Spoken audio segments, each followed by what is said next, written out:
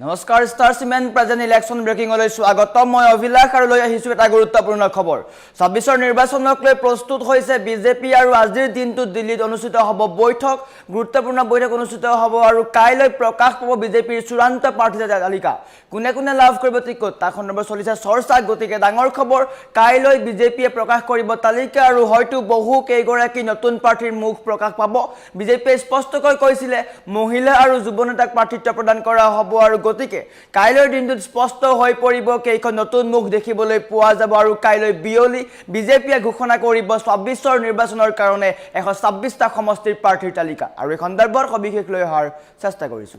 জনাইছো star cement present election breaking ডাঙৰ খবৰ 26ৰ নিৰ্বাচনক লৈ প্ৰস্তুত হৈছে গেৰুৱা দল 26ৰ নিৰ্বাচনক লৈ প্ৰস্তুত হৈছে বিজেপি আৰু আজি দিল্লীত বৈঠক আছে কাইলৈ বিয়লি বিজেপিৰ সংসদীয় বৈঠক আৰু আজি দিল্লীত বৈঠক আছে আলোচনা কৰা হ'ব আজি আৰু কাইলৈ বিজেপিয়ে প্ৰকাশ কৰিব 126টা সমষ্টিৰ প্ৰাৰ্থীৰ নাম কাইলৈ চূড়ান্ত হ'ব বিজেপিৰ প্ৰাৰ্থী তালিকা বহু জল্পনা কল্পনাৰ অন্ত কাইলৈ চূড়ান্ত হ'ব বিজেপিৰ প্ৰাৰ্থী তালিকা কাইলৈ প্ৰকাশ পাব 126টা সমষ্টিৰ প্ৰাৰ্থী এখন তালিকা প্ৰকাশ পাব এখন তালিকাতে 126টা সমষ্টিৰ প্ৰাৰ্থীৰ নাম প্ৰকাশ পাব কাৰ কাৰ ভাগ্য ফুলিব তাক লৈও চৰ্চা চলিছে আজি দিল্লীত বিজেপিৰ নিৰ্বাচনী সমিতিৰ বৈঠক আছে আৰু বৈঠকত আলোচনা কৰা হ'ব আৰু চূড়ান্ত প্ৰাৰ্থীত মোহৰ মাৰিব কেন্দ্ৰই বিয়লি 1 বজাত নিৰ্বাচনী সমিতিৰ বৈঠক অনুষ্ঠিত হ'ব আৰু কাইলৈ বিয়লি বিজেপিয়ে প্ৰকাশ কৰিব 126টা সমষ্টিৰ প্ৰাৰ্থীৰ নাম গতিকে এটা গুৰুত্বপূৰ্ণ খবৰ জল্পনা কল্পনাৰ অন্ত পৰিব 26ৰ নিৰ্বাচন সমাগত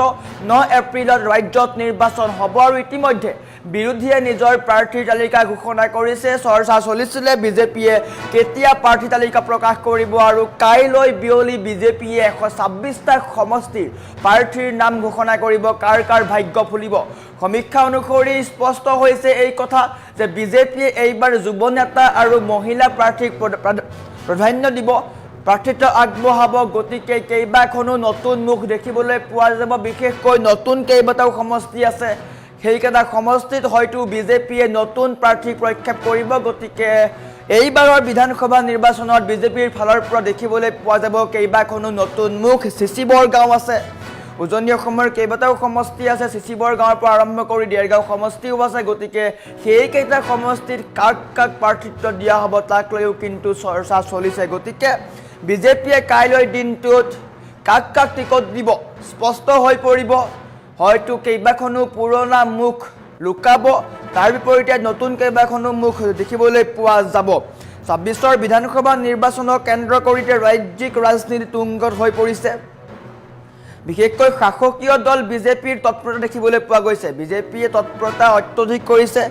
এখন তালিকাতে 126টা সমষ্টিৰ প্ৰাৰ্থীৰ নাম ঘোষণা কৰিব দিল্লীত বাহৰ পাতি থকা ৰাজ্যিক নেতৃত্বৰ সৈতে কেন্দ্ৰীয় সমিতিৰ কেইবাখনো গুৰুত্বপূৰ্ণ বৈঠকৰ পাছত এতিয়া সকলোৰে চকু কেৱল প্ৰাৰ্থীৰ তালিকা আৰু কাইলৈ প্ৰকাশ পাব 126টা সমষ্টিৰ প্ৰাৰ্থী তালিকা দিল্লীত হাই ভোল্টেজ বৈঠক আছে আজি বিজেপিৰ আজিৰ দিনটোত দিল্লীত অনুষ্ঠিত হ'ব হাই ভোল্টেজ বৈঠক প্ৰাৰ্থী নিৰ্বাচনৰ অন্তিম আখৰা বুলি ক'ব লাগিব যে আলোচনা কৰা হ'ব 26ৰ নিৰ্বাচনৰ বাবে বিজেপিয়ে মিছন 100+ লক্ষ্য নিৰ্ধাৰণ কৰিছে 100+ সিট লক্ষ্যৰে বিজেপি নামিব গ্ৰাউণ্ডত গতিকে লক্ষণীয় হ'ব বিজেপিয়ে কেইখন আসন লাভ কৰে নিৰ্বাচনী সমিতিৰ বৈঠক আজিৰ দিনটোত অনুষ্ঠিত হ'ব বিয়লি 1 বজাত আজিৰ দিনটোত নিৰ্বাচনী সমিতিৰ বৈঠক আছে তাত আলোচনা কৰা হ'ব কাক কাক টিকট দিয়া হ'ব আৰু তাতেই চূড়ান্ত হ'ব প্ৰাৰ্থীৰ তালিকা ৰাজ্যিক বিজেপিয়ে ইতিমধ্যে প্ৰস্তুত কৰা প্ৰাৰ্থীৰ পেনেলখনৰ ওপৰত আজি কেন্দ্ৰীয় নিৰ্বাচনী সমিতিয়ে বিতংভাৱে আলোচনা কৰিব ইতিমধ্যে ৰাজ্যিক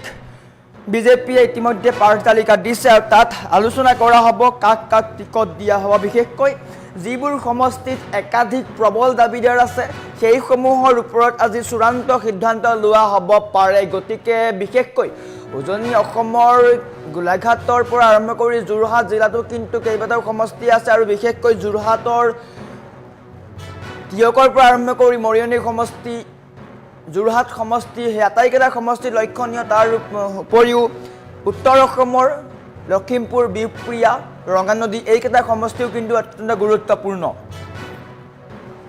ইতিমধ্যে স্পষ্ট হৈ পৰিব এই কথা কাইলৈ দিনটোত স্পষ্ট হৈ পৰিব এই কথা সংসদীয় বোৰ্ডৰ বৈঠক কাইলৈ নিৰ্ণায়ক দিন হ'ব সকলোৰে কাৰণে কাইলৈ বিয়লি বিজেপিৰ আটাইতকৈ শক্তিশালী গোট সংসদীয় বোৰ্ডৰ বৈঠক অনুষ্ঠিত হ'ব আৰু এই বৈঠকত প্ৰধানমন্ত্ৰী নৰেন্দ্ৰ মোদীৰ লগতে দলৰ শীৰ্ষ নেতৃত্ব উপস্থিত থকাৰো সম্ভাৱনা আছে কাইলৈ বিয়লি সন্ধিয়াৰ ভাগলৈ হয়তো সন্ধিয়া 5 বজাৰ ভিতৰত বিজেপিয়ে প্ৰাৰ্থী তালিকা ঘোষণা কৰিব পাৰে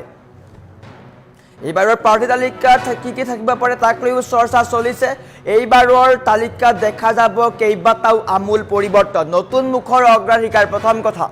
বিজেপিয়ে স্পষ্ট কৰিছিলে যুৱ নেতাক দিয়া হ'ব অগ্ৰাধিকাৰ যদি এনেকুৱা হয় তেন্তে নিশ্চয়কৈ নতুন মুখৰ অগ্ৰাধিকাৰক দিয়া হ'ব কেইবাজনো বৰ্তমানৰ বিধায়কৰ টিকট কৰ্তন হোৱাৰো সম্ভাৱনা আছে তাৰ পৰিৱৰ্তে নৱপ্ৰজন্মৰ আৰু সক্ৰিয় কৰ্মীসকলক অগ্ৰাধিকাৰ দিয়া হ'ব বুলি বিজেপিয়ে ইতিমধ্যে স্পষ্ট কৰিছে অগপ আৰু ইউপিপিএলৰ সৈতে আসন বুজাবুজিৰ বিষয়টো কাইলৈ তালিকাত স্পষ্ট হৈ পৰিব এইবাৰ মহিলা প্ৰাৰ্থীৰ সংখ্যা আগতকৈ বৃদ্ধি হোৱাৰো সম্ভাৱনা আছে দেৰগাঁও সমষ্টিত বিস্মিতা গগৈ টিকট দিয়াৰো সম্ভাৱনা আছে গতিকে মহিলা প্ৰাৰ্থীক হয়তো প্ৰাধান্য দিয়া হ'ব গতিকে জল্পনা কল্পনাৰ অন্ত পৰিছে কাইলৈ বিয়লি প্ৰকাশ পাব বিজেপিৰ চূড়ান্ত প্ৰাৰ্থী তালিকা ইতিমধ্যে নিৰ্বাচনৰ দিন ঘোষণা হৈ গৈছে 9 এপ্ৰিলত ৰাজ্যত নিৰ্বাচন হ'ব আৰু কালিৰে পৰা নিৰ্বাচনী আচৰণ বিধি লাগু কৰা হৈছে কোড অফ কণ্ডাক্ট লাগু কৰা হৈছে আৰু বৰ্তমান সময়ত ৰাজ্যজুৰি দুয়োটা দলে নিজৰ নিৰ্বাচনী ৰণকৌশল প্ৰস্তুত কৰিছে কংগ্ৰেছে ইতিমধ্যে কেইবাখনো তালিকা প্ৰকাশ কৰিছে তাৰ বিপৰীতে ৰাইজৰ দলেও নিজৰ প্ৰাৰ্থী তালিকা ঘোষণা কৰিছে তাৰ উপৰিও ইউপিপিএলৰ পৰা আৰম্ভ কৰি বিপিএফেও নিজৰ প্ৰাৰ্থী তালিকা ঘোষণা কৰিলে আৰু কেৱল মাত্ৰ বিজেপিলৈ অপেক্ষা কাইলৈ দিনটোত বিজেপিয়ে এখন তালিকাতেই 126টা সমষ্টিৰ প্ৰাৰ্থীৰ নাম ঘোষণা কৰিব আৰু তাত স্পষ্ট হৈ পৰিব কোন কেইখন নতুন মুখে অগ্ৰাধিকাৰ পালে আৰু কাৰ কাৰ টিকট কৰ্তন হ'ল যিহেতু বিজেপিয়ে স্পষ্টকৈ কৈছিলে যে এইবাৰ যুৱ নেতা বা যুৱ প্ৰজন্ম বা মহিলা প্ৰাৰ্থীক প্ৰাধান্য দিয়া হ'ব গতিকে হয়তো কেইবাখন নতুন মুখ দেখিবলৈ পোৱা যাব